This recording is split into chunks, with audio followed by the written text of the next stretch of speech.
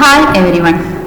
ICT പാഠപുസ്തകം 8ാം ക്ലാസ്സിലെ 8ാമത്തെ chapter fun with learning science, അതിലെ 2ാമത്തെ സോഫ്റ്റ്വെയർ കെമിസ്ട്രി ഓഫ് സ്വീറ്റ്സ് എന്ന ഭാഗത്തിൽ നമുക്ക് പഠിക്കാനുള്ള സോഫ്റ്റ്വെയർ ആണ് അവോഗാഡ്രോ.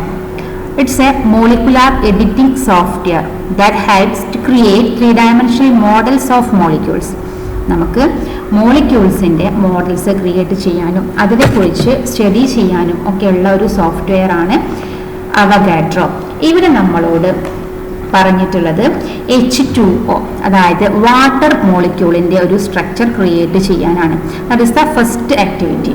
അതിനുവേണ്ടി നമുക്ക് അവോഗാഡ്രോ സോഫ്റ്റ്വെയർ ഓപ്പൺ ചെയ്യാം. ഷോ ആപ്ലിക്കേഷൻസ് ക്ലിക്ക് ചെയ്യുന്നു. അതിൽ നമ്മൾ അവോഗാഡ്രോ സെർച്ച് ചെയ്യുന്നു. ഇതാണ് നമ്മുടെ software. Just click and open.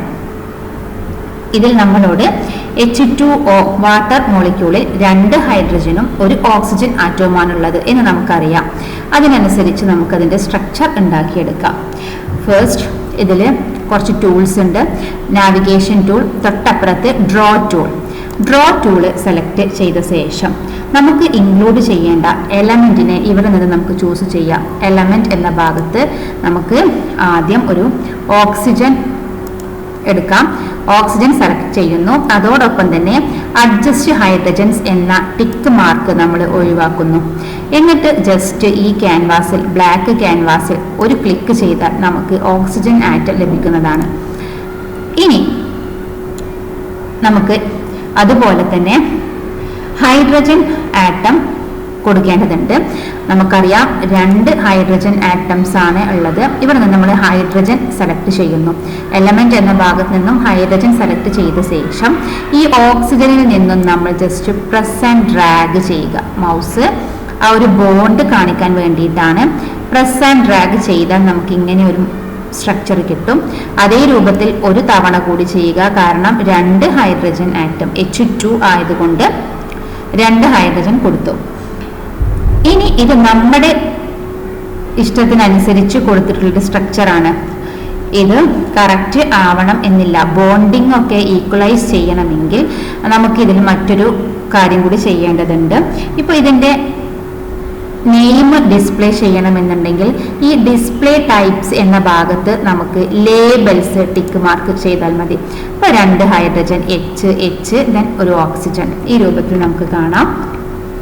ഇനി നമുക്ക് ഇതിൻ്റെ ബോണ്ടിങ് ഒന്ന് ഒപ്റ്റിമൈസ് ചെയ്യാൻ വേണ്ടി ഇവിടെ മെനു ബാറിലെ എക്സ്റ്റൻഷൻസ് എന്ന മെനുവിൽ ഓപ്പൺ ബേബൽ എന്ന് കാണാം.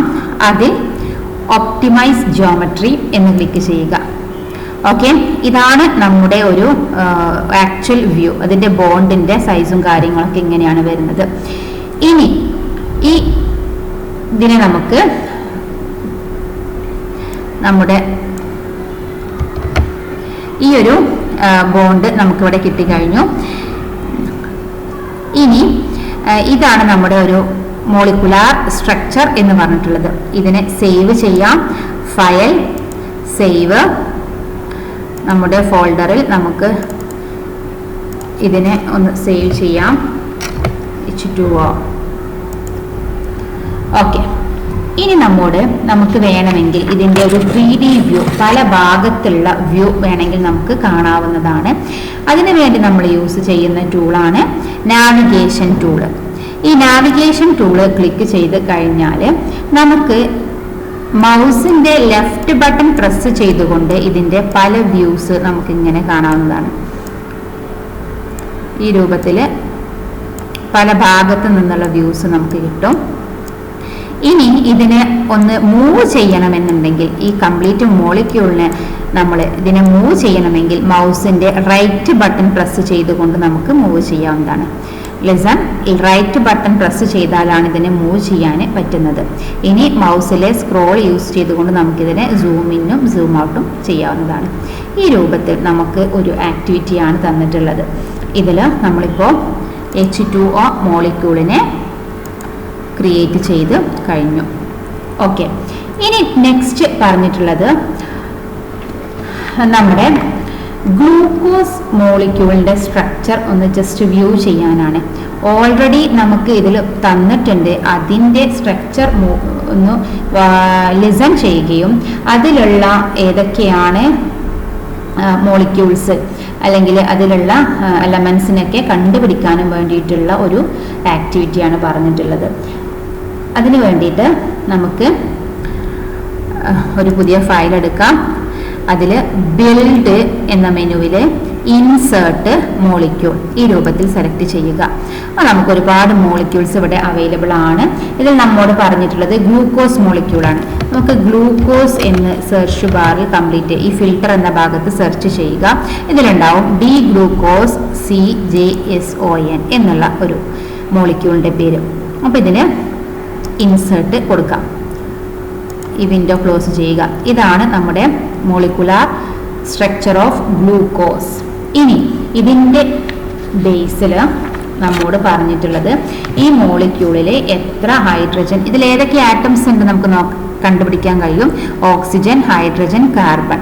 അപ്പോൾ ഇതിൽ ഓരോ എണ്ണം, ഹൈഡ്രജൻ ആറ്റത്തിന്റെ എണ്ണം എത്രയാണ്, ഓക്സിജൻ ആറ്റത്തിന്റെ എണ്ണം എത്രയാണ്, കാർബണിന്റെ എണ്ണം എത്രയാണ് എന്നുള്ളത് ഒന്ന് കണ്ടുപിടിച്ചിട്ട് എഴുതാൻ വേണ്ടി പറഞ്ഞിട്ടുണ്ട്. അപ്പോൾ ഈ ഒരു ഭാഗം ചെയ്ത് നോക്കിയിട്ട് നമ്മൾ ടേബിൾ 8.6 ഫിൽ ചെയ്യേണ്ടതാണ്. ഇത്രയുമാണ് അവഗാഡ്രോ എന്ന സോഫ്റ്റ്വെയറിൽ നമുക്ക് ചെയ്യാനുള്ളത്.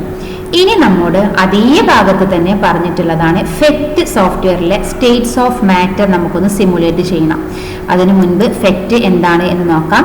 ഫെറ്റ് എന്ന് പറഞ്ഞത് നമുക്കൊരു സയൻസ് ആൻഡ് മാത്ത് സിമുലേഷൻസ് ചെയ്യാനുള്ള ഒരു സോഫ്റ്റ്വെയർ ആണ്.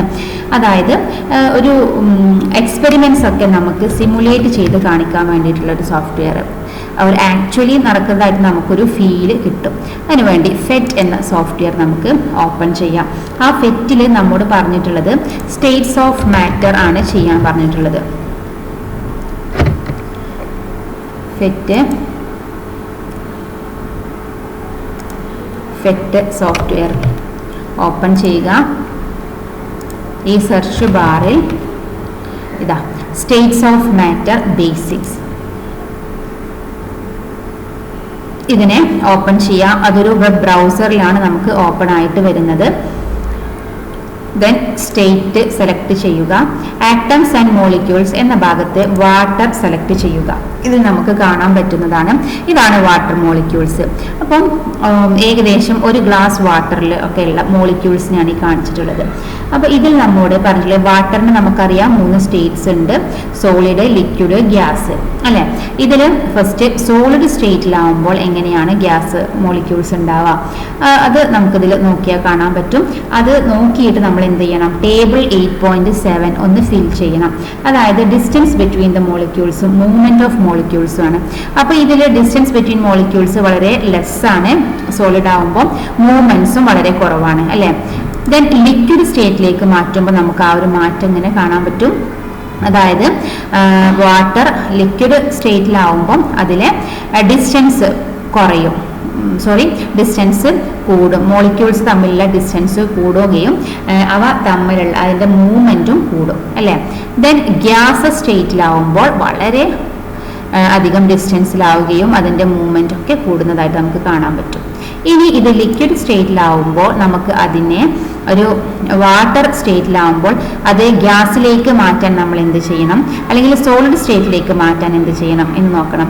സോളിഡ് സ്റ്റേറ്റിലേക്ക് മാറ്റാൻ നമുക്ക് കൂള് അല്ലേ, വാട്ടർ കൂളാക്കി കഴിഞ്ഞാൽ അത് സോളിഡ് ആവും നമുക്കറിയാം. അപ്പോൾ ഈ ഒരു ലെവലിലേക്ക് നമുക്ക് അതിനെങ്ങനെ ആ ഒരു സിമുലേഷൻ കാണാൻ വേണ്ടി പറ്റും. ഓക്കെ, അതേ രൂപത്തിൽ നമ്മൾ ഹീറ്റ് കൊടുത്താലോ, വാട്ടറിനെ നമ്മൾ ഹീറ്റ് ചെയ്താൽ അതെന്താവും, അത് ഗ്യാസ് സ്റ്റേറ്റിലേക്ക് മാറും.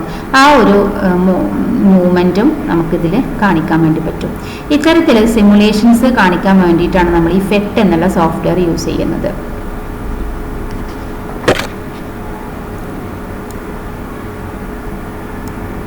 കണ്ടല്ലോ, ഇത്രയാണ് നമ്മുടെ ഈ ഒരു പാഠഭാഗത്ത് പറഞ്ഞിട്ടുള്ളത്, അവഗാഡ്രോയും ഫെറ്റ് സോഫ്റ്റ്വെയറും. Okay, thank you.